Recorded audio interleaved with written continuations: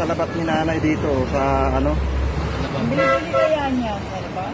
San Pablo. Tapos kahit yung mga nakamotor, no? Eh, Ano mga sila sa lahat? salabat. Kasi maganda ka sa laban nila. Kasi madaling araw galing kami ng galing kami ng Naga.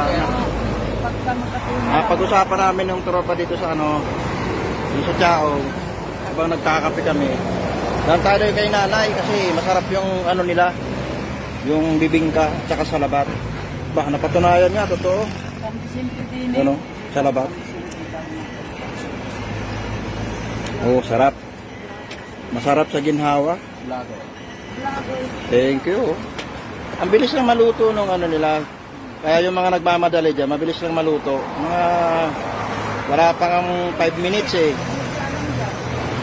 Luto na agad. Along the highway lang po siya, guys. Malapit siya sa 1.2 kilometer bago mag-Shell. Bandang kanan lang siya pag papunta ka ng ano.